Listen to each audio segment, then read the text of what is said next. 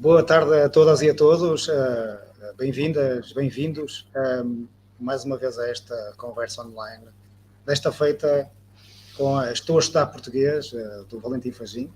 Temos aqui a obra e aqui a capa também.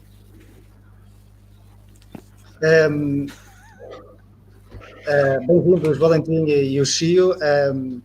Comentar-vos que novamente, neste tipo de eventos, temos 5% de desconto.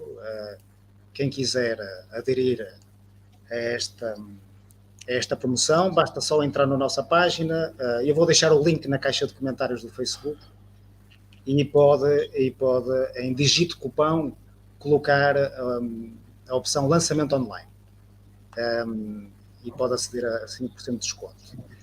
Eu vou ler aqui as biografias vou começar com a biografia do Valentim Fagim, do autor desta obra. O Valentim Fagim nasceu em Vigo, 1971, licenciado em Filologia Galego-Portuguesa, é professor de português na Escola Oficial de Idiomas desde 2001 e corresponsável de curso online de português para o corpo docente da Galiza. É autor de vários livros, entre eles Do Enha para o Nhe, O Galego Impossível e, em parceria, o Dicionário Visual Através. E também O Galego é uma Oportunidade. No seio da área da formação da AGAL, participou e participa na criação e desenvolvimento do site A Nossa Galáxia, dos cursos online Falarmos, do ateliê para o ensino secundário OPS, o Português Simples, e dos cursos a Porto, na cidade invicta.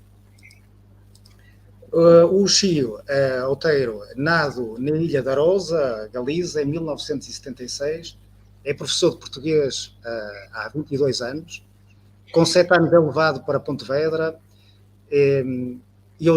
Eugénio Outeiro define-se como poeta, budista zen, reintegracionista e professor de português. Já tinha repetido. Professor de português há 22 anos. No entanto, ainda que essa seja a ordem da sua preferência, talvez o tempo que dedica a cada coisa esteja a pedir uma inversão completa dos termos. No ano de 2002, viu publicado o seu primeiro livro de poemas, Às vezes Vida, da mão da Associação Cultural Ateneu de Pontevedra. Também participou na obra coletiva O Traço Aberto, editado pela Deputação de Pontevedra no mesmo ano. E é possível encontrar poemas seus em revistas como Olisbos, A Gália ou Sítio, em épocas e idades bem diferentes. É um dos coautores do Dicionário Visual, editado pela Através, onde também o Valentim Fagim participa, e desde o ano de 2003 mantém na rede o blog pessoal Intra, antes chamado Monólogos de Extramuros, em que, para além de opiniões, desenhos e traduções, começou a publicar alguns poemas da próxima obra em que está a trabalhar, com o nome provisional de Herança. Deixo também essa opção, quem quiser deixar comentários, fazer perguntas, deixar sugestões na caixa de comentários, está à vontade. Espero que desfrutem da conversa e vou deixar-vos com o Chio e com o Valentim. Até já. Muito obrigado, Tiago. Muitíssimo obrigado. E benvindos e benvindas a todas as persoas desta transmisión. Hola, Valentín. Que bon verte. Igualmente, que bon. Vou comezar por agradecerte ter este lembrado de min para este lanzamento, porque para xa sempre é bon ver os amigos e xa estábamos tardando. Entón, pois moitísimo obrigado. Depois, parabéns, moitos parabéns polo libro. Aínda non tive tempo, estarás contento con iso, porque non tive tempo aínda de ler o inteiro, mas si para darlle unha boa vista de ollos, telo bastante avanzado e polo menos ter unha visión xeral que espero que axude neste lanzamento. Como che comentei, sabes, eu teño algunhas preguntas iniciais. Temos a sorte de sermos amigos e de coñecérmonos de há bastante tempo. E entón, eu sei algunhas cousas de ti que se callar outras persoas pois non saben, aínda que no libro xa faz referencia a algunhas delas, non? Que era falas bastante é unha cousa que se agradece xa agora no libro, non? Que ser esas referencias autobiográficas. Ás veces nos libros de didáctica parece que estamos falando só con caixiñas de texto. E bon, pois nada, eu, como dicía, teño algunhas preguntas en principio para facerte, para un bocadiño para encuadrar, e depois quería, voute presentar un xoguiño, unha brincadeira, mas depois, unha brincadeira que espero que nos axude a aprofundar un bocadiño máis no libro e a coñecelo un bocadiño máis, mas pronto, depois a presento. Ok? Ok. Ok, vamos entón coa primeira das preguntas e é, bon, tú, é unha cosa que tamén aparece no libro, tú naceste en Vigo, né? Por tanto, nun entorno urbano e con todo o que eso significa na Galiza para a lingua. É dizer, está é as cidades, como todos sabemos, moito máis castellanizadas, onde é máis difícil entrar en contacto con o galego, non? E na adolescencia mesmo tiveste un grupo punk, ¿no? que se chamaba Carallo de Dios, se non me engano, certo? Certo. Ese grupo punk, Carallo de Dios, que o nome xa estaba a falarnos un bocadiño da situación do galego naquela altura e naquel contexto, non? Certo. Há algunha referencia ao galego, mas lóxicamente logo metido un castellanismo no medio. En definitivo, a pregunta que te quería facer é como chega alguén que nasce nese contexto a escrever varios libros de didácticas do portugués na Galiza, de portugués na Galiza e do portugués da Galiza, non? É dizer, visto así en perspectiva, é unha viaxe longa, non? Entón, fálanos un bocadiño disso. Ok, eu nacín en Vigo, ano 71, e como cose todas as persoas que naceron nesa altura, fui educado en español, mas na adolescencia, algunhas veces, non sempre, non? Hai soan unhas notas musicais, non? Soan unha vontade de mudar, non? De mudarse e de mudar. Infelizmente non sucede sempre, ok? Mas, bon, no meu caso sucedeu. E no meu caso foi por varias vías e unha delas foi a lingua. Entón eu comecei a falar galego, eu tentei falar galego con 15, 16 anos, non fui capaz.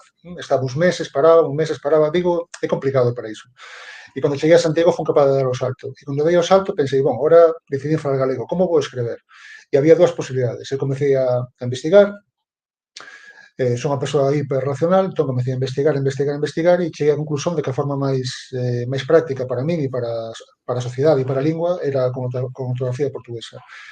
E despois, eu gosto moito de dar aulas, eu adoro a docencia, parece un traballo destes traballos que case te teñen que pagar, case te pagar tú por dalos, non? Porque realmente son super vocosos.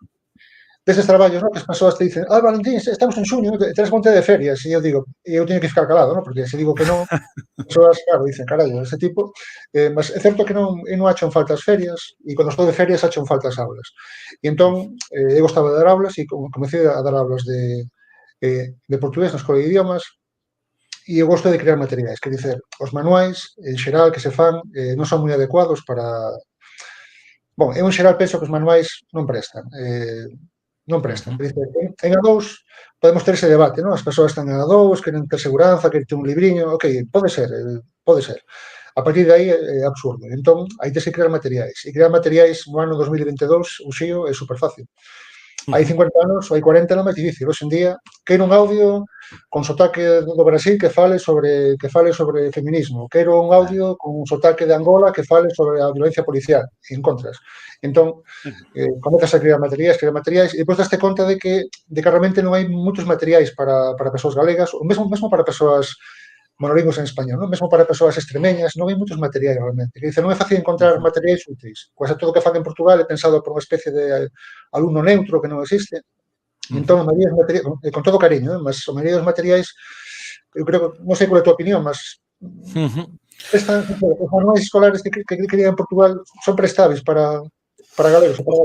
Do meu ponto de vista, quer dizer, poden cubrir unha carencia, quer dizer, que há unha carencia previa que non termos manuais pensados especificamente para persoas galegas, entón, pois, poden facer a función, mas efectivamente con carencias.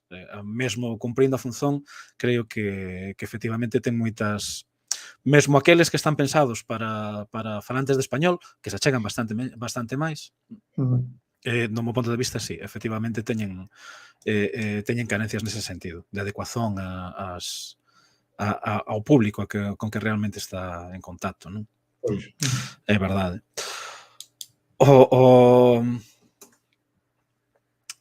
Outra preguntiña. Vouche facer outra pregunta. É a seguinte, no libro, vale, faz referencia en varias ocasións a túa filla. E como ela vive a lingua. Entón a pregunta é esta. O facto de seres pai mudou a forma en que leccionas portugués ou por outro lado, ou a túa propia vivencia da nosa lingua ou foi máis ou menos a mesma cousa? Ok, a miña filla ten 10 anos agora e que sucede? A miña filla ten dereito un pacto que temos, non? Depois de comer, por volta das 3 e media, ten dereito a 40 minutos de internet.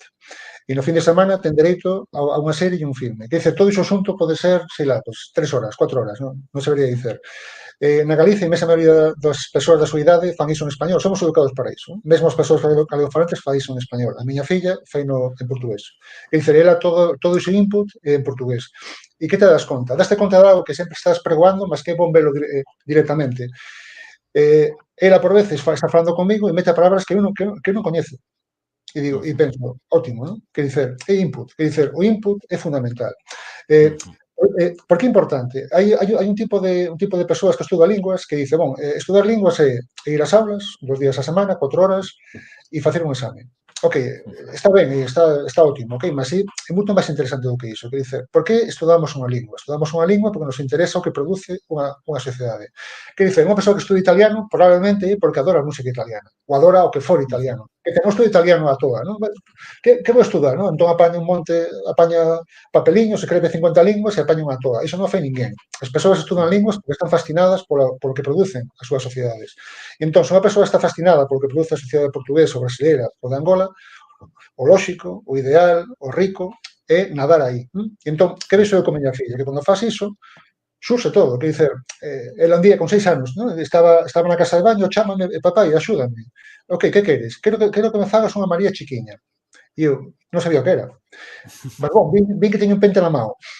E comecei, non sei, todos temos un dicionario pasivo, non? Entón saltou. Entón sabía o que era un totó, no portugués do Brasil. Ajá. Claro, por exemplo, estamos vendo un filme os tres, a súa mãe, eu e ela, e que sucede?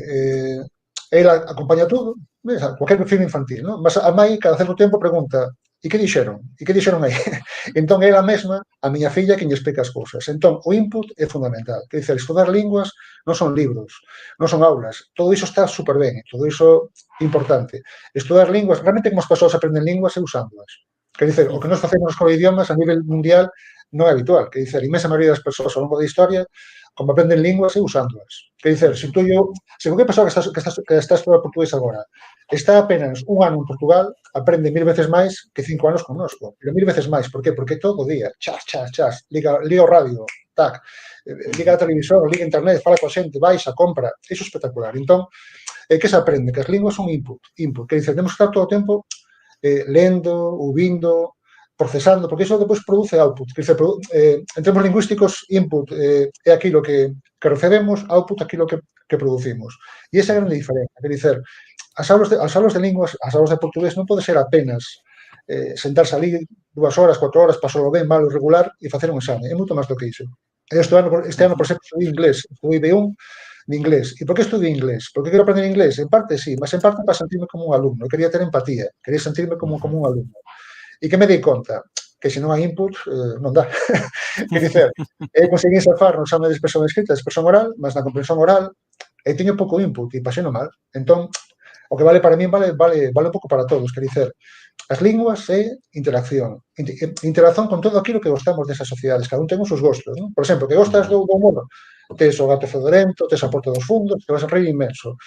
que gostas como do xadrez, eu cada día vexo un comentario de Xadrez Brasil, un canal da YouTube onde comentan unha partida, son 12 minutos. Disfruto inmenso, o tipo é moi simpático, aprendo cousas, que dicer, o tema é aprender divertíndose, aprender por lacer. Que dicer, a lingua ten que ser esencialmente lacer. Depois podemos pararnos e ver a gramática. Ok, cando teño que usar medio, cando teño que usar medio, cando teño que usar o futuro conxuntivo, cando teño que usar... Todo iso é ótimo. Mas o certo é que se ten moito input, iso acaba saindo sozinho. Eu non sei se sozinho, mas sí que é verdade que con o input é moitísimo máis fácil de perceber, non? Eu creo que iso é verdade. No entanto, na Galiza temos un caso curioso, non? Quer dizer, porque moitas veces a persoas, ou ás veces, polo menos, podemos encontrar persoas que queren aprender portugués, mas non están necesariamente interesadas na cultura. Non necesariamente están interesadas na cultura portuguesa ou na cultura brasileira, non? É dizer, é simplemente porque son galegos, non? E porque son conscientes de que pues, poden ter unha vantaxe por aí, non? Entón, aí temos unha... Non, temos como non me sai a palabra, mas temos algo que traballar, non? Que o profesorado aí temos algo que traballar, porque efectivamente sen o input non vai acontecer, non? Entón a que tentar tentar motivar ese input de alguna maneira, non? Na túa experiencia iso acontece? É fácil de facer ou que as persoas entran facilmente na produción cultural ou nas cousas que ou demora algo? A sociedade portuguesa e brasileira, que son as que tiñen máis produción, Angola con o tempo tamén vai ter moita, é tan rica, hai tantas historias interesantes que é quase imposible que as persoas non pesquen. Claro, temos que ofrecerlles conteúdos interesantes, non? Mas realmente, eu penso que sí. Por exemplo, eu teño o costume, non, por exemplo, en C2, ¿no? De recomendarles un filme, ¿no? Que para ver cada semana. Se estamos por un tema, por exemplo, que sería sobre a habitación, pues un filme que teña iso como pano de fondo. E en xeral as persoas pegan. Dice, eu penso que sí, que en xeral as persoas teñen curiosidade. Pois se pasa que penso que o profesor ten que guiar un pouco. Dice, oye, isto, por exemplo, o famoso Porto dos Fundos. Cando aí coñece iso, fica enganchado. Que dice, son moi bons, son uns craques. E claro, temos que descubrir todos os Porto dos Fundos que houber en Portugal e no Brasil. E hai moitas, que dice, moito persoal superinteresante, cada un ten os seus gostos, non todas as persoas gostan do humor, ou mesmo poden echar o humor de Porto dos Fundos demasiado barroco, demasiado extraño, mas que dice, o tema é encontrar aqueles ítems que poden, digamos, ligar as persoas. E realmente, que dice, a cultura portuguesa e brasileira é fascinante, que dice, ten un millón de cousas, que eu non paro de aprender aspectos que digo, caramba, esta sociedade é bestial, non? Entón, claro, cada un ten os seus gostos, temos que conseguir encontrar o gosto de cada persoa. Mas é fundamental, que dice, as aulas de lingua non poden ser simplemente lingua, iso é, alén de aborrecido, é perder o foco un pouco, non? Dice, o tema é conseguir que as persoas sostiñas liguen para iso, que dice, que digan, eu sei que fago, vexo este filme, vexo este filme doblado para o español ou vexo este filme brasileiro ou vexo este filme norteamericano doblado para portugués de Brasil. Esa é a questón, claro. Nós temos que conseguir, o profesor ten que conseguir encoraxar os seus alumnos para que as linguas ocupen parte do seu cotidiano. Que dice, temos que conseguir que os alumnos, que isto é unha luta realmente, non? Porque claro, a persoa que lle dá aulas de karate tamén quere iso.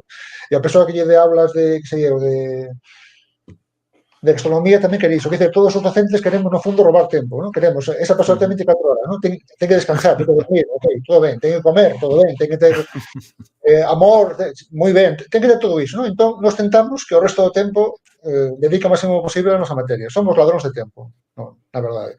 Pois. Certo. Bom, vamos falar xa do libro. Logo no inicio, no libro son apresentados algúns personaxes que son bastante importantes, de facto se repenten durante o libro todo, o cual non é moito habitual no libro didáctico, non? Se antes te parabenizaba e agradecía as notas autobiográficas, neste caso tamén. As personaxes que en principio son máis propias dunha narración, pois neste caso, nun libro máis centrado en didáctica do portugués, para, en fin, pois son nos apresentados unha serie de personaxes. Entón, a pregunta é esa, quen son estes personaxes? Quen son o Antonio, a Rosa, a Xoana e o Duarte e que importancia teñen no decorrer do libro? Vamos ver, sempre que unha persoa cría un libro ten na súa mente un lector ou unha lectora. Tú que faz poesía tamén o tes, que dice, cando fixemos o dicionario visual temos en mente alguén, non? E entón, eu cando fixen Dueña para UNH, en que pensaba? Eu pensaba nunha persoa galegofalante, que xa tiño o hábito de escrever en portugués, ou que estaba nese proceso. Que sucede? Unha semana despois de sair ese libro, Dueña para UNH, un amigo de Barcelona envíame unha foto dun rapaz que está nunha palestra lendo un libro. E eu pensei, bom, eu non pensaba nesa persoa. Era un rapaz que estaba a estudar portugués en Barcelona, un rapaz catalán a estudar portugués en Barcelona. Entón é importante, claro, eu me conta, era evidente, non, que o libro valía tamén para él, mas eu non pensei nel, non? Entón, cando fixen este libro, digo, bom, en quen estou pensando, non? Entón, eu penso no Antonio, non? Antonio é un rapaz de Badaxoz, para a cual o portugués é unha lingua estranxeira plena, ok? Ele está instalado no español, pode ter un pior dominio de inglés, e ten curiosidade polo portugués, en parte esa curiosidade foi provocada felizmente polo seu goberno, que dice, o goberno da Extremadura apostou no portugués. O portugués está en todas as escolas de idiomas, el 75% dos centros de secundario e hai tamén portugués no ensino primario, que dizer, está anos luz da Galiza. Entón, temos a Antonio, okay? O Antonio é unha persoa que está a estudar portugués como lingua estranxeira. E depois temos a Xoana e temos a Rosa. Rosa de Vigo, como son eu. Entón, Rosa, lingüísticamente non é moi diferente de Antonio. O seu día a día en español, é a lingua que ela usa habitualmente. Mas ela estudou galego na escola, non? Ten iso, non? Ela na escola estudou galego. Entón, há certos coñecimentos que ela ten que non ten o Antonio. Entón, digamos, está como nun estadio un bocado máis alto, está máis perto do obxectivo. E depois temos a amiga Xoana de Melide, é galego falante, e ela, como a miña filla, vive o portugués como sendo unha parte da súa lingua. Entón, ela fai un monte de actividades, ten moito input en portugués. Entón, eu pensei nesas tres persoas. Evidente que son, claro, que son protótipos, que dicer, o mundo real é gradual, non son categorías, que dicer, existen rosas e xoanas, existen, non? Mas o que máis existe son intermedios, que dicer, persoas que están máis próximos unha do outra, non? Mas bon, eu teño dado alumnas, eu comento no libro, tivo unha alumna en Ourense que era fascinante, non? Porque ela, cando estaba en Portugal, era médica ou enfermeira en Portugal, cando traballaba en Portugal, falaba portugués e falaba moi ben. Era moi boa, non? Entón, falaba só portugués, e cando cruzaba a liña e chegaba a Ourense, falaba só español. Non é habitual, os alunos que estudan portugués non costuman usar tanto español, están máis instalados no galego, ou mesmo adotan o galego como lingua de grupo, non? Da turma ou portugués, non? É moito habitual que eles teñan grupos de WhatsApp e Telegram e comuniquen en portugués. Mas esta moza era así, non? Entón, que dicer, temos Antonios na Galiza, temos rosas, mas tamén temos xoanas, non? Mas a maioría, tamén por a túa experiencia, supoño, están cabalgando, non? Entre un sitio e outro, non? E segundo van avanzando, vai estudando no portugués, vai se aproximando, vai se afastando da rosa e aproximándose a xoana, pola miña experiencia. Sí. Na miña experiencia é similar, o que se pasa é que ás veces confunde na miña... quer dizer que ás veces encontrome con que as persoas falan ou adoptan o galego na sala de aulas e depois encontrome con que realmente son falantes de español. Ás veces sí que me acontece, quer dizer, é un caso curioso, non? Como ás veces se dá o caso de que as aulas de portugués normalizan o galego mesmo sen querelo e sen... Non, quer dizer, simplemente saben que é máis próximo, entón as persoas, cando están na sala de aulas, adoptan o galego de forma natural e depois descobres por un acaso que realmente son falantes de español. Realmente son falantes de español de forma habitual. E iso ten acontecido en varias ocasións. E sei que é verdade que se dá esa mudanza, non, esa pasaxe. Pois esas foi unha cousa que gostei moito, claro, tamén como profesor, porque tamén me axudou a darlle nome, non? E a darlle un bocadiño de forma a cousas que, claro, efectivamente, pois son cousas que se ven todos os días nas aulas, non? Como esas tipoloxías, non? E é verdade.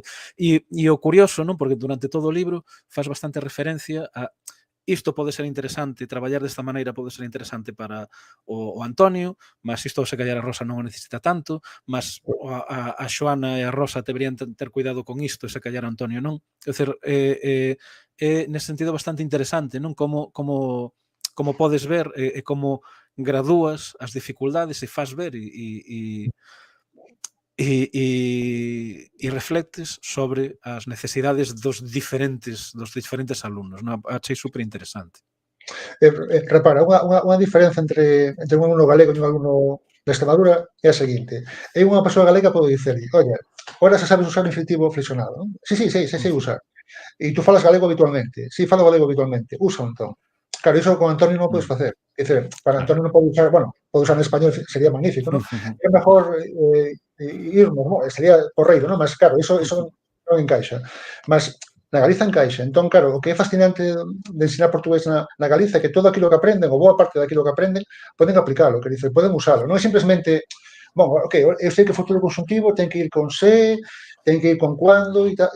Bon, mas usa, o que dice, non o memorices, usa, podes usar, o que dice, tú sais á rúa e preguntas a alguén, ou falas con alguén, oye, se tiveres tempo, chámame. E a persoa non vai ficar perplexa, e dice, caramba, ou fica perplexa pensando, que me fala esta persoa? Que dice, estás a cañón. Ou no campo da fraseoloxía, que dice, a fraseoloxía na Galiza está bastante influenciada está bastante misturada con o español. Temos a portuguesa, que dice, hai mil campos onde realmente o portugués é superútil. Entón, claro, aí é o ponto fascinante. Dar portugués na Galiza, tú destes tamén en Alacante. Ten a mesma piada dar portugués na Galiza do que en Alacante? Con todo o cariño para os alacantinos. Non, lóxicamente non, é bastante diferente. É bastante diferente. Ten algunhas cousas comuns na mesma, porque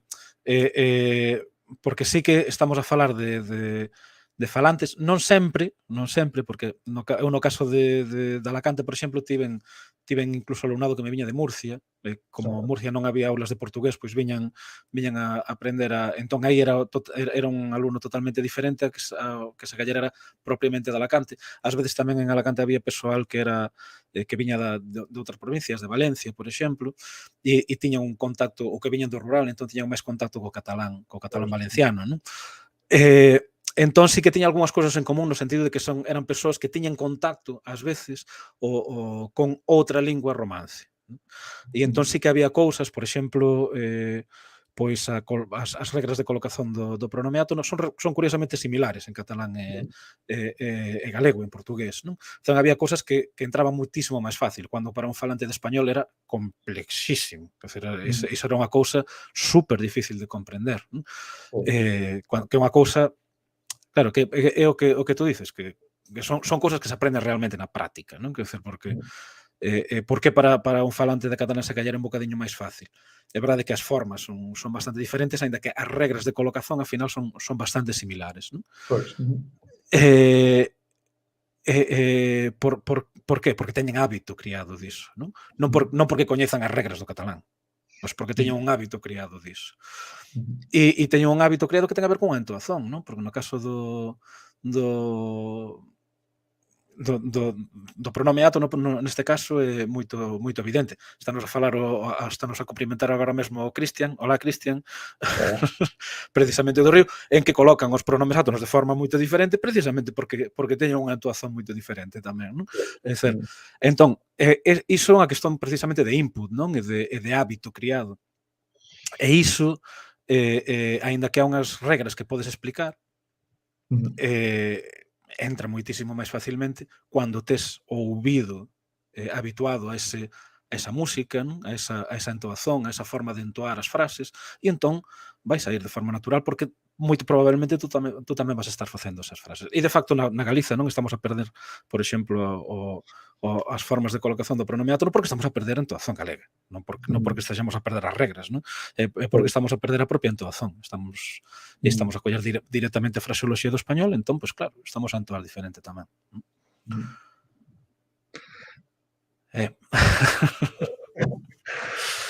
Outra cosa que me chamou a atención do libro como profesor, non? É que non está indicado cando pegamos na capa, non? Vémolo así, non aparece en lugar niñún para A2 ou para B1 ou C2, non?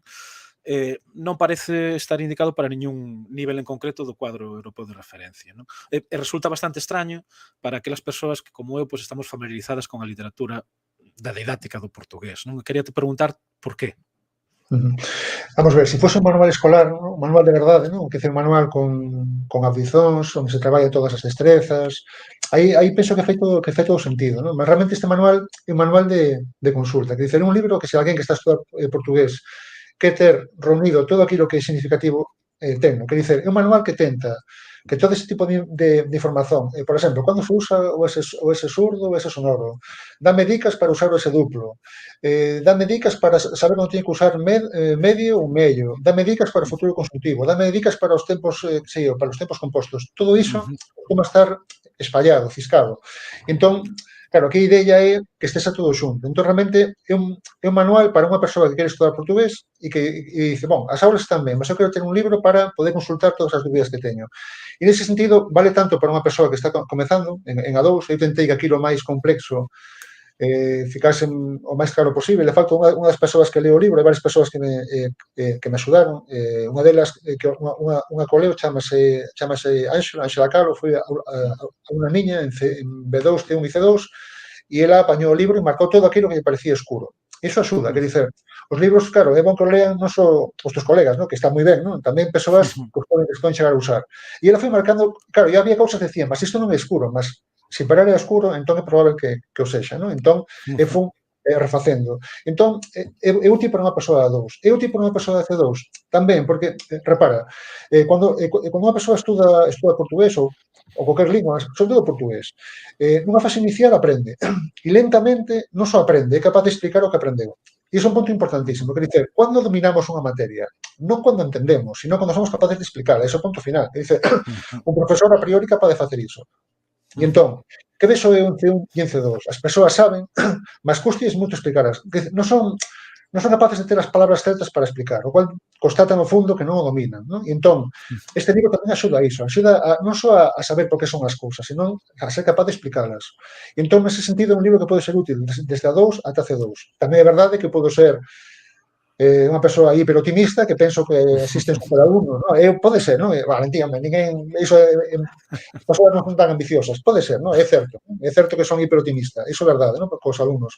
Mas, bon, eu tento cos alumnos non só non cometan erros, eu tento o seguinte, unha persoa está a escrever, e escreve a palabra a sentir con ese só. E entón, eu digo, bon, iso está errado. Sí, é con ese duplo, por qué? Non o sei, por qué? E o que interesa é por qué. Porque todas as palabras comezadas por A seguidas de S son con ese duplo, excepto asa e asilo. Eu quero iso.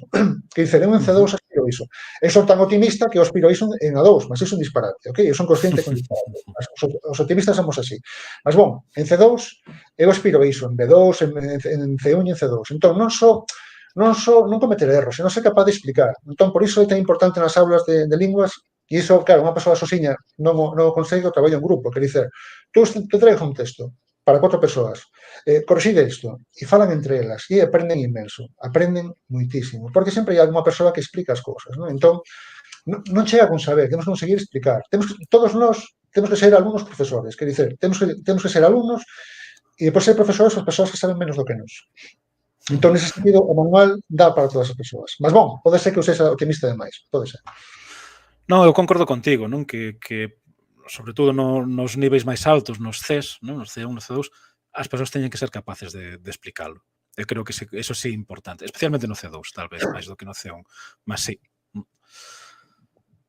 Oye, estános a preguntar, e voute pasar a pergunta, Carlos García, por que desapareceu o planeta NH?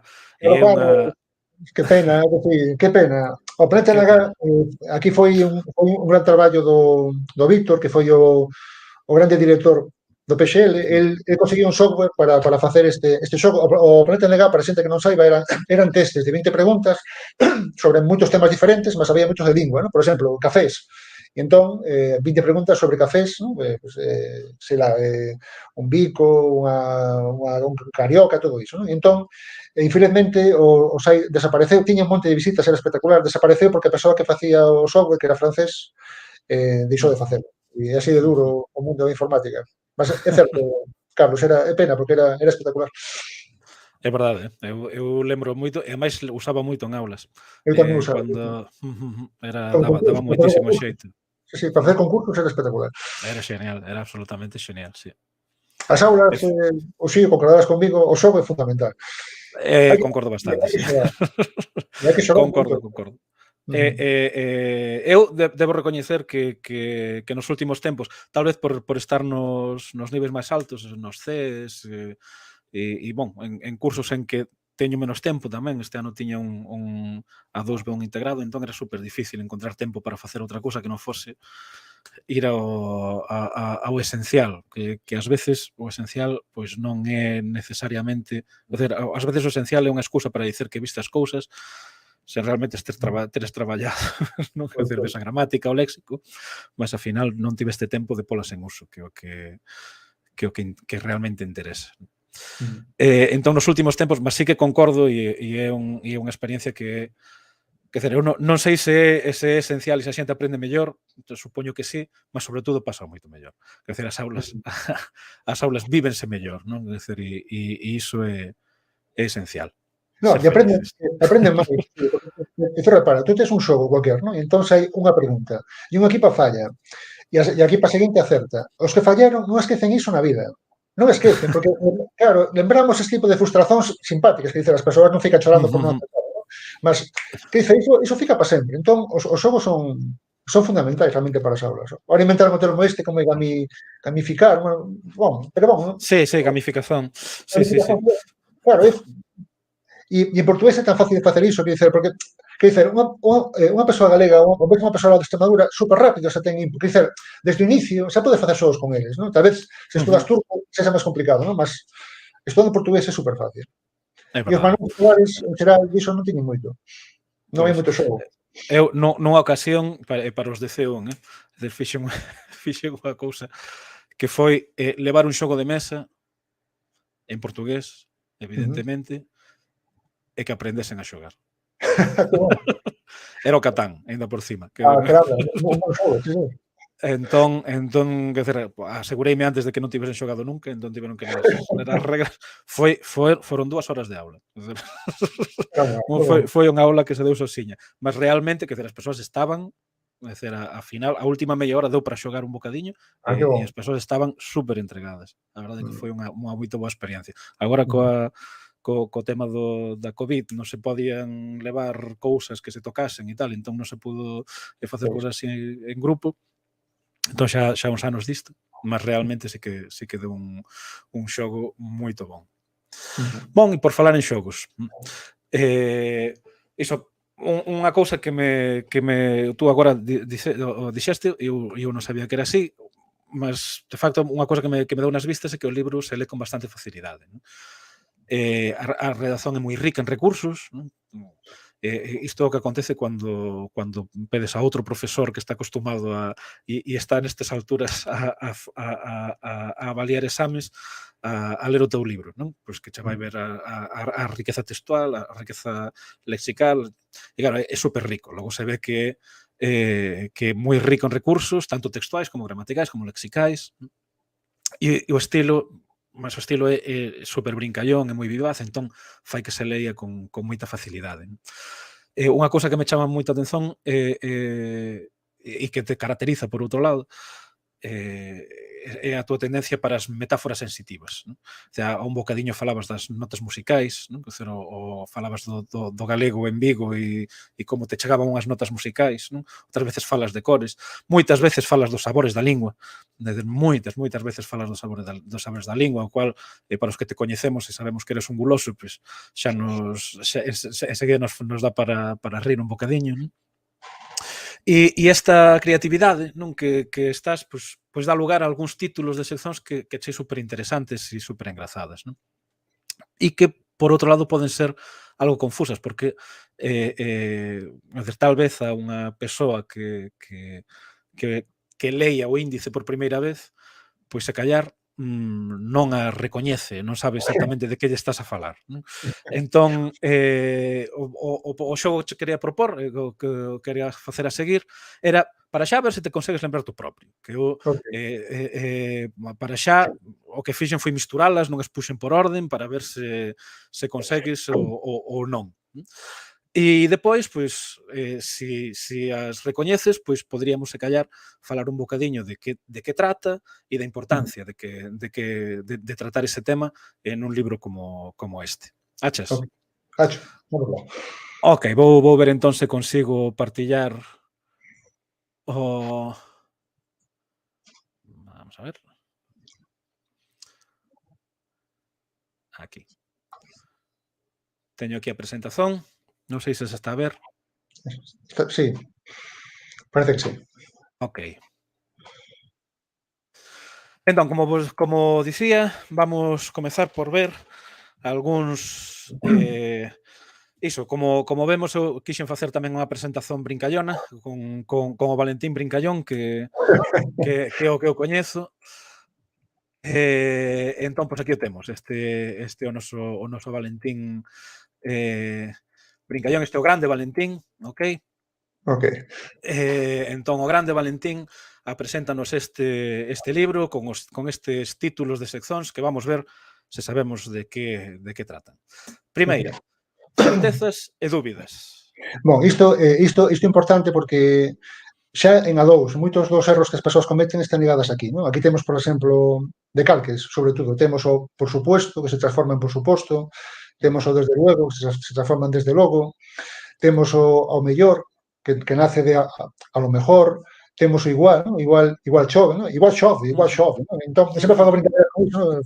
Leo así a portugués, por suposto, unha persoa magnífica, non? Entón as persoas rin e digo, bon, mas non funciona, que dicer, iso por moito portugués que lle metamos fonético, non funciona. E entón, certezas e dúbidas ten a ver con iso. Todos eses decalques que xa facemos en A2. Neste sentido, claro, Galiza non é como Franza, que dicer, eu creo que un alumno francés que estuda portugués fará menos decalques do que facemos nós. Básicamente porque non facemos todos os días. Quer dicer, un decalque como por suposto non nace nunha aula de portugués. No caso de Antonio, tal vez sí, ¿no? Él pensa, bon, en español é por supuesto, ¿no? Entón, por igual, supuesto, por suposto, Claro. ok. Mas nos facemos todos os días. Entón, por iso é importante, ¿no? Porque son 4 decalques, ¿no? Que mesmo, claro, para comunicar non funciona moi ben, sobre todo porque, desde logo, mesmo en falso amigo, ¿no? Porque, desde logo, quer dicer, desde xa. Non ten o sentido tanto de con certeza. O temos ainda o por certo, non? Aí temos outro falso amigo tamén, non? Por certo, en portugués quer dicer certamente, non? Non ten o valor de a propósito, por sinal, falando niso, e agora, pois. Pois, exactamente. Mas é verdade que no que é a situación do libro, isto falaría especificamente da expresión da certeza e da dúbida. É claro que os conteúdos tú coñeces mellor que eu e efectivamente fala sobre este xénero de calques e de falsos amigos. E aquí temos o pequeno Valentín, ¿no? Que o pequeno Valentín a sinalar que era a expresión da certeza e da dúbida. Ok. Vamos ao seguinte. Oficina, atelier e workshop. Claro, esta palabra é fascinante, ¿no? Porque realmente aquí temos a historia da lingua portuguesa cuanto aos seus contactos. Faltaría o español, ¿no? Claro, aí temos oficina, aquele espazo que usamos para facer un oficio, ¿no? Por exemplo, un mecánico, o Ouribes, tamén. E depois chega un momento histórico en que o francés ten moito peso, non? Entón aparece atelier, non? E entón falase de facer un atelier de danza, un atelier de música. E agora estamos nos tempos actuais onde temos os workshop. E entón, claro, actualmente úsase todas, non? Úsase as tres, non? Eu teño moito cariño por oficina, mas, bon, o workshop agora está por toda parte. Non, claro, aquí estamos falando un pouco digamos, do peso, non? Que as grandes linguas internacionais teñen no portugués, non? Tamén falo un bocado do español, non? O español, segundo Diccionario Weiss, o español tiña, o portugués tiña 1100 palabras de orixe española, non? Probablemente talvez esas máis, mas, bon, moitas delas non son habituais, non? Mas, bon, todas as palabras acabadas en illo, non? Tipo guerrilla, escuadrilla, etc. Claro. Entón, aí falamos un pouco diso, non? Da historia, non?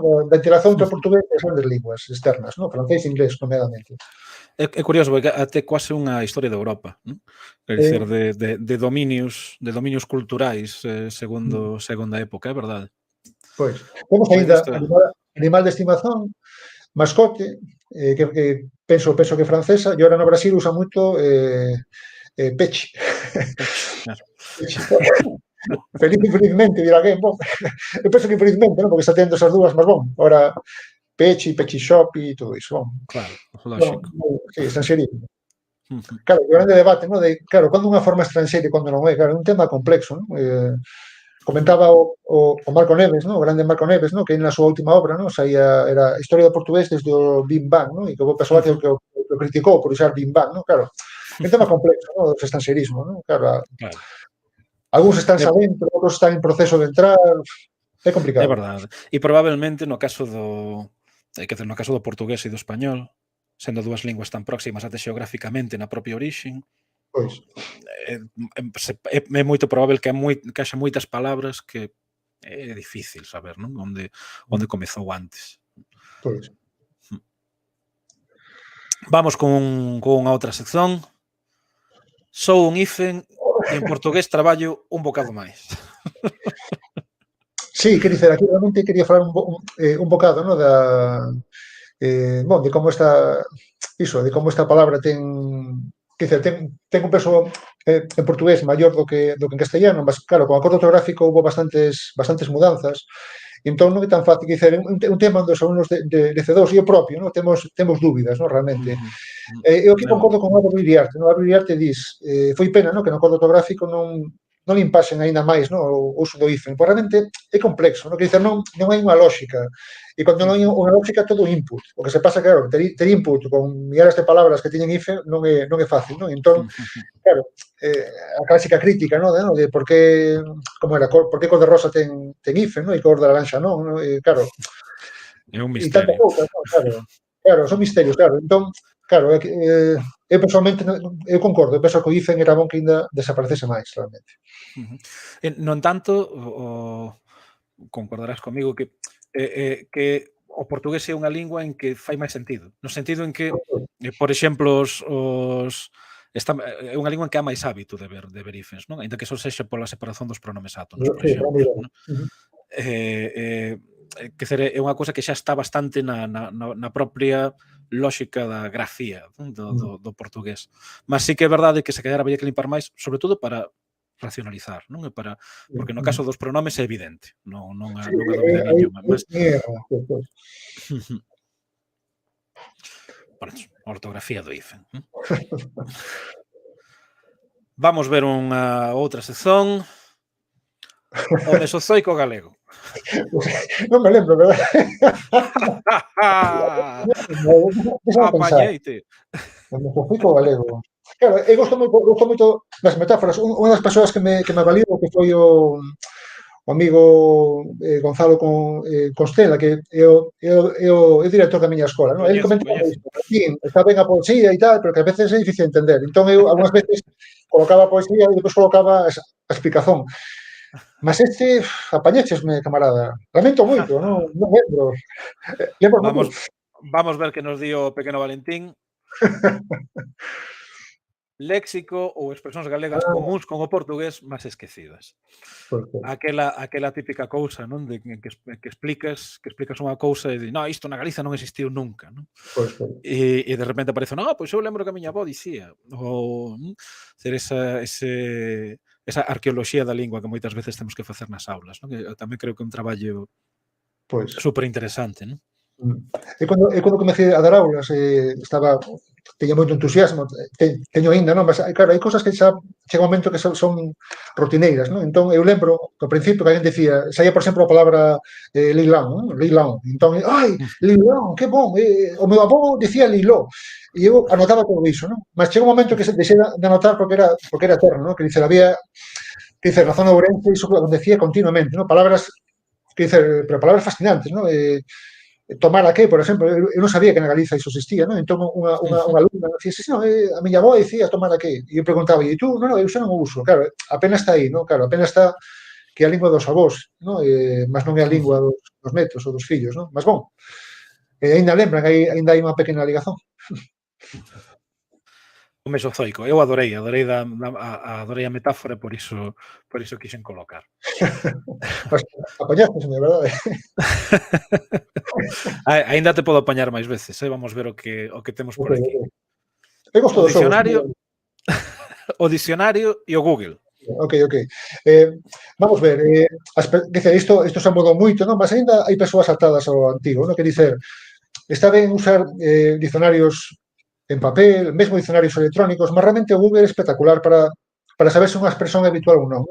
Por exemplo, pegamos nun dicionario e encontramos a palabra quizá, non? Quizá aparece ali, mas claro, a cuestión non é se aparece, a cuestión é cuán habitual é, non? Realmente interesante iso, non? Dicer, no dicionario aparecen un monte de cousas. Por exemplo, en español aparece rapaz, no sentido de menino, non? Mas, claro, se eu fose profesor de español nunca enseñaría iso, porque iso realmente na cabeza aparece no Quixote, non sei, non? Mas que dice, non faz parte do día a día. E o Google permite saber iso, dice, tan simples como colocar unha expresión, non? Quizá xove, non? Ou quizá cualquier coisa, colocamos iso entre aspas, e entón sabemos se ten uso ou non. Entón, que dicer, o Google realmente é unha ferramenta super útil. Moitas veces chegan amigos e me preguntan, Valentín, como se dice isto en portugués? É que tú mesmo podes procurar, que dicer, hoxe en día realmente non fai falta recorrer a profesores, somos hiperautónomos, é super fácil encontrar información. Temos dicionarios bilingües super bons, o DELP, por exemplo, o DELP é espectacular, dicer, há un monte de super bons, non? Mas temos o propio Google para encontrar nesas dúbidas, non? Isto será moito habitual ou será pouco habitual? Por exemplo, nos ensinamos que é facer parte, non? Mas formar parte tamén en portugués. O bon é saber cuán frecuente é cada unha das dúas, non? Entón, colocamos fez parte, ou formou parte, colocamos as dúas, claro, vemos que fez parte aparece un monte de veces e a outra aparece moito pouco, non? Entón, o Google é útil nese sentido. Realmente, temos que ser autónomos, que dicer, hoxe en día é super fácil ser autónomo. Espera que teño que mudar de ecrán para poder pasar. Ai. É consultar o significado versus consultar o uso, non? A frecuencia, o vocado que estabas a dicer. Este é unha sección que está dentro do capítulo A preparación da viaxe, que é o inicio do libro, o primeiro capítulo, depois mesmo do prefacio do Marco Neves, e que achei tamén super interesante, non? Esta reflexión sobre a preparación da viaxe, precisamente porque son é unha visión global de como hai que focar, non? De como focar esa viaxe. Temos máis? Temos. Un pouco á esquerda non, un pouco máis á direita. Ok. Vamos ver, temos unha persoa que chega a 2 e quere pronunciar, por exemplo, o fonema disculpa, o fonema J, non? Janela, jantar, gente. Como non ten ese fonema, el costuma, que dizer, o que fan sempre é ou van por un lado ou van para outro, non? Entón, qual é a pronuncia máis habitual no primeiro día de aulas? Llanela, llanela, qualquer cosa parecida, ou xanela. É dizer, sempre fican perto. Por que? Cando non temos un fonema, realmente producimos aquele que sentimos que está máis perto, non? A clásica imaxe dos chineses, non? Por exemplo, pronunciando o R como L, é porque é o que está máis perto, é apenas por iso. Entón, claro, eu que tento explicar, claro, que o lóxico no inicio é xogar, non? Un pouco á esquerda, un pouco á dereita, é como cando colocamos un cuadro, non? Entón, unha persoa colóquese no fundo e dille, un pouco á dereita, un pouco á esquerda, e a persoa vai colocando. Entón, chega un momento en que encaixamos perfectamente. Entón, é iso, que tomen consciencia, non? De que aquilo que nos falta na fonética, vámonos aproximando, un pouco, esquerda, dereita, e por fin, chas. E a boa noticia, eu teño falado con médicos, é que non hai ningún tipo de doenza que imposibilite pronunciar os fonemas que ten o portugués, non? Hai xente que dice que non se digo sonoro. E eu falei con médicos, isto é de verdade, eu falei, non? E preguntei, é un tipo de doenza? E eles ficaron rindo de min, non? Hai doenzas para outros fonemas, mas para ese sonoro non há, que dicer, coesa, lisder, iso sai. Mas faz falta ter coraxe, atención e intención. Moito boa, si señor, práctica da fonética. Ese era un bocado o tema. Vamos con outro. By suppost ou ad better? Esta é unha das miñas obsesións, que son os decalques lingüísticos, quer dicer, estes son dos clásicos, non? En español, por supuesto, en portugués, por suposto, que cousas así, e ad better, o mellor, non? Entón, son dos decalques bastante habituais. Eu tento mostrar ás persoas, a dica fundamental é a seguinte: sempre que en español houber unha estructura difícil de explicar, que dizer, difícil de facer arqueoloxía lingüística, por exemplo, a mañán, español, mañana es posible que llueva. Iso é moi fácil de entender. Probablemente en moitas linguas é igual, existe ese tipo de estructura, non? Ser posible que, non? Ora ben, por supuesto, é complicada de explicar. Desde luego, é moi difícil de explicar. A lo mejor, que dicer, é complicada, que dicer, hai que ser quasi un lingüista Dizer, hai que focar parte da tua vida niso, non saber qual é a orixe desa expresión, non? O sea, por que en español se chegou a crear unha expresión como por supuesto, que significa certamente. É difícil, non? Porque con certeza, en portugués, con certeza, de certeza, o certo, iso non é transparente, non? E temos certo todo o tempo, non? Entón, a dica fundamental é, sempre que houver unha estrutura en español, que tiñas dificultade para explicarla, por exemplo, así las cosas. Si non existe así las cosas, é altamente improbable que en portugués exista, en portugués, en francés, en inglés, en alemán, algo parecido. Que é unha expresión moi super extraña, ¿no? Así las cosas. Así todo. É difícil que iso exista. Que dicer, non é fácil que exista iso. Entón, en xeral, debes desconfiar. Entón, a dica é esa. Estrutura, vamos chamar opaca en español, desconfía dela. Probablemente non exista. Como ao revés, que dicer, en portugués é obrigado, mas iso non creo que haxa moitas linguas na Europa que usen o verbo obrigar para agradecer. Que dicer, é altamente improbable que iso exista. Que dicer, iso faz parte da propia historia do portugués. Obrigado ao señor por isto, ao final fico reducido ao obrigado. Mas, bon, que dicer, eu se fose portugués en inglés, eu non faría iso. Ou vin inglés, curiosamente. Eu comezo a pensar se non será un anglicismo no portugués. En inglés existe much obliged. É dicir, é formal, e pouco habitual, mas existe. En fin, de calques, efectivamente. Formas de escorregar. Formas de escorregar. Caramba, esta tamén é boa. Formas de escorregar. Formas de escorregar. A ver, deixa pensar.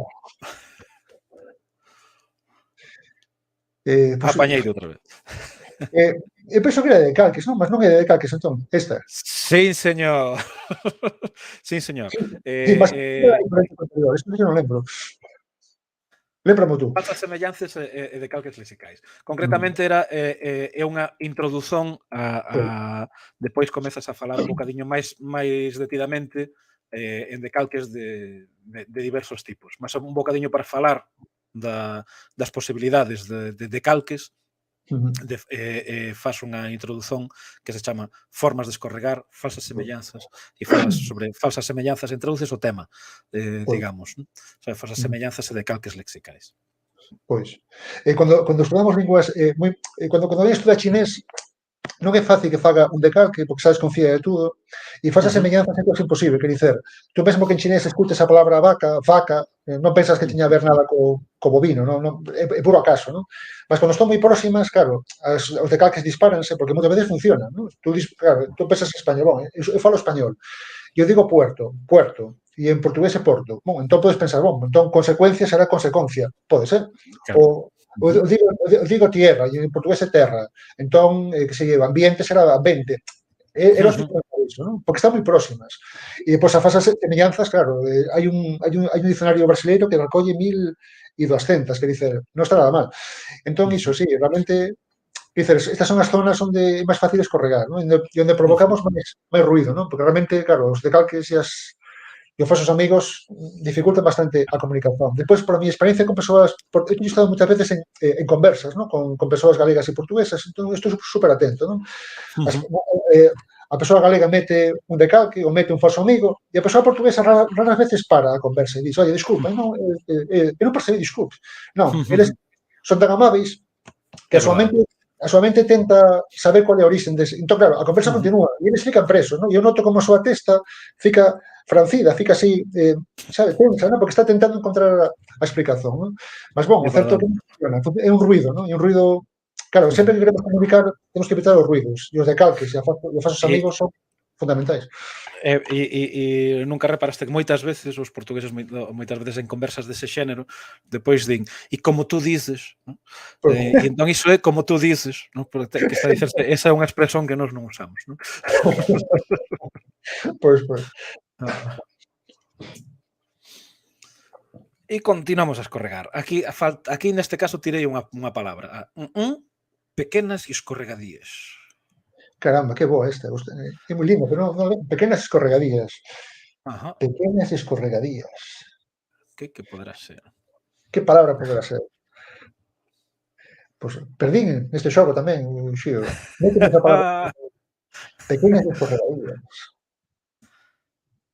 O pequeno Valentín dinnos Claro, que son preposicións, caramba, as caramba. preposicións. No libro cito o caso dun libro da autora Raquel Miragalla, unha autora galega que escreve en portugués, ahora mesmo traballa en Lisboa, e entón ela foi moito simpática e ela permitiu que eu fixese, que mostrase no libro o seguinte.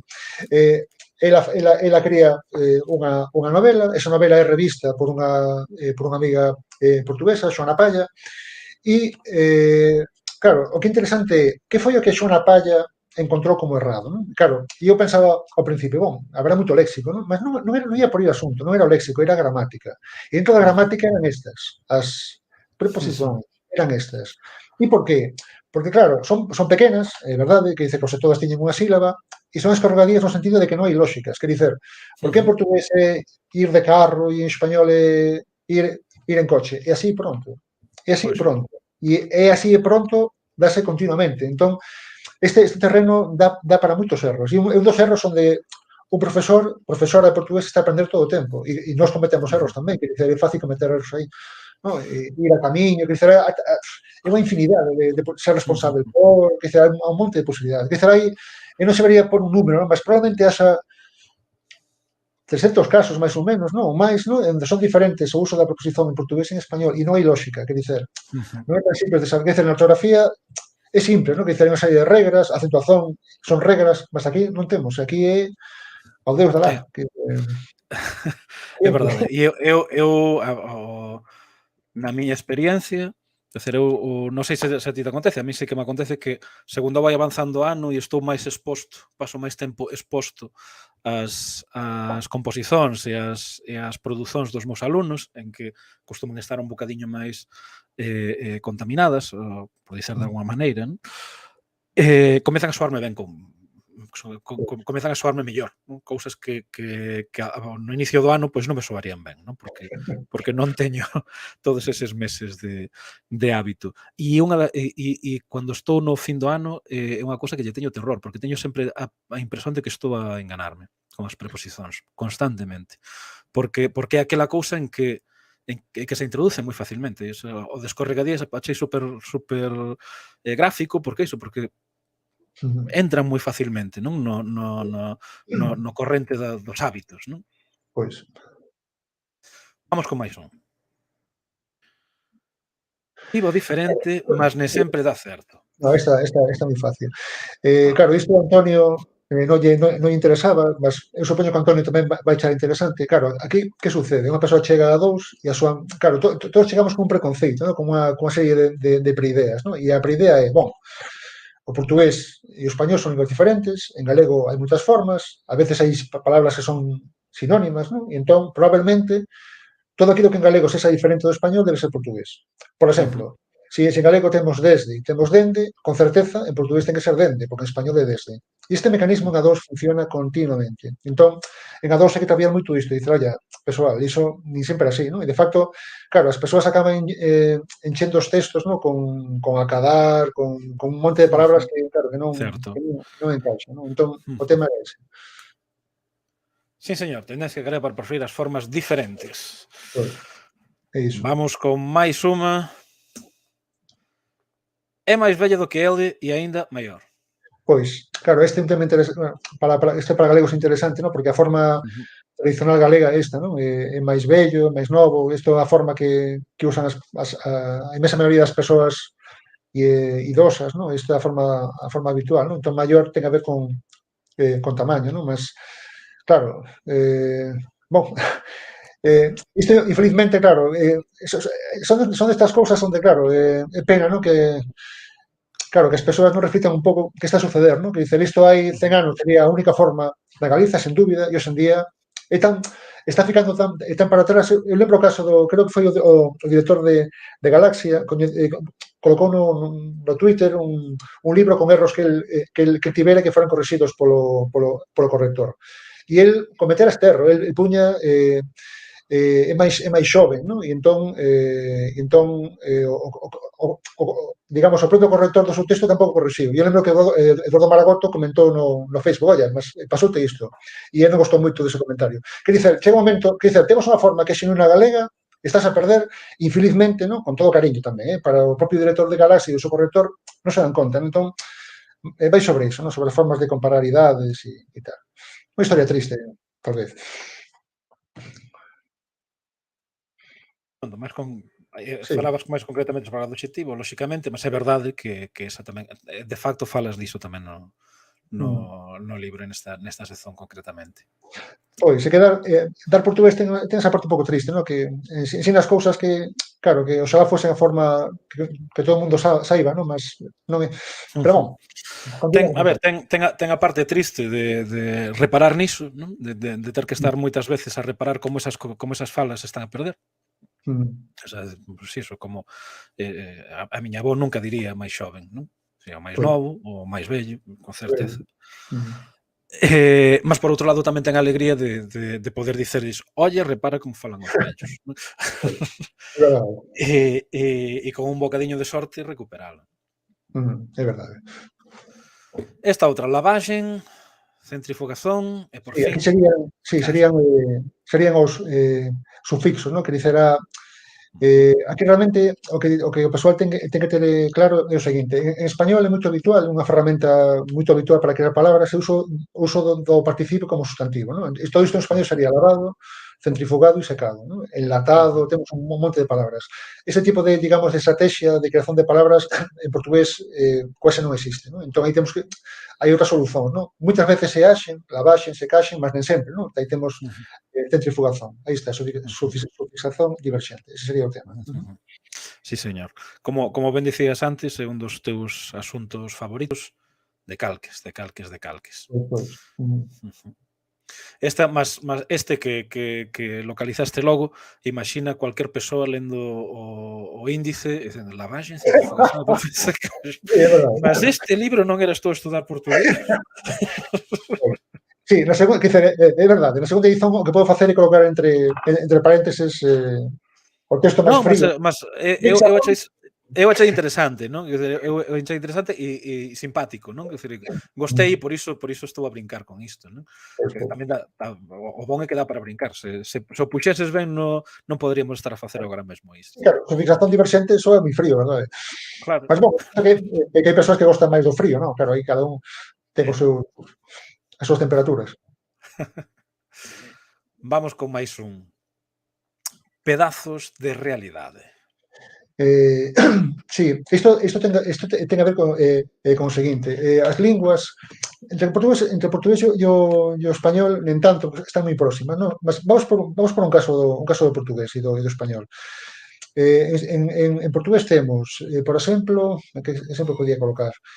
Sí, temos, por exemplo, fatía, non? Temos unha fatía de queixo, temos unha fatía, será, de presunto, temos unha fatía de bolo, temos unha única palabra, para algo que en español temos varias, non? Entón, que dicer, as linguas non cortan a realidade da mesma forma, que dicer, non sempre hai, isto vese co inglés, non? Inglés, a mí fascinaba o inglés, non? Porque o inglés, tú sabes moito máis do que eu, non? Mas, claro, nos decíamos esperar, non? Mas eles tiñen hope, expect, que dicer, claro, que dicer, nos esperamos que aí está. Nos esperamos que as linguas se pongan unhas fotocopias unhas das outras, mas claro, os cortes da realidade son diferentes, non? Entón, era para falar un pouco disso, non? De que, claro, ten cuidado, non? Porque non sempre, claro, se en portugués fatía, en español pode haber varias, e ao revés, non? Por exemplo, en español temos aliento, non? E aliento vale para un monte de cousas, non? Aliento vale para cando alguén bota o hálito, no sentido de forza, que dicer, e en portugués temos diferentes palabras, non? Entón, era un pouco iso, non? Que a realidade é cortada de formas diferentes nas linguas, que non espere sempre A, B, B, C, C, iso non sempre así. Sí, señor. Correspondencias lexicais entre linguas. Ben, estamos xa quase para acabar, restannos creo que 3. Caramba, fostes duro, Só peguei naqueles que me pareceron así máis engrazados, non? Aqueles que eran máis transparentes, pois non tiña graza porque non te podía confundir a ti, que onde estaba o X da questón. Pronomes penetras. Que linda, gosto moito deste título. Bon, un penetra é unha persoa que salta a fila, non? Que se mete onde non debía, mas Pronomes penetra, non lembro, Uxío. É terrible, realmente. Están humillando diante da humanidade. Non lembro, verdade. Mas vecina, verdade. Neste caso falabas da confusión Ah, de complemento directo e complemento indirecto. pois. E claro, aproveitamos para a questón da preposición antes, de complementos directos e esa confusión que se costuma criar, non?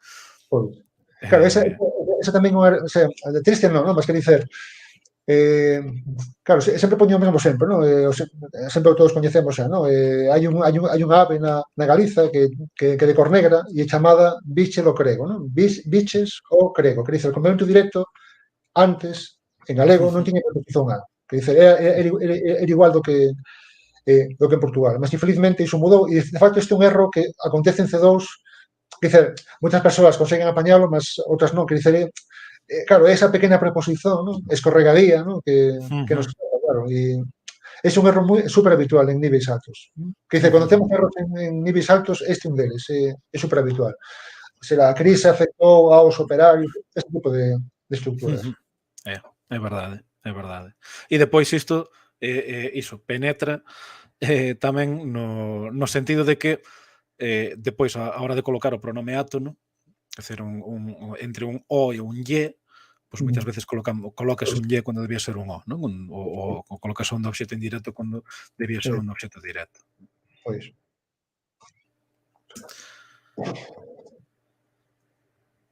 Aquí falta unha palabra, depois unións, separacións e preconceito.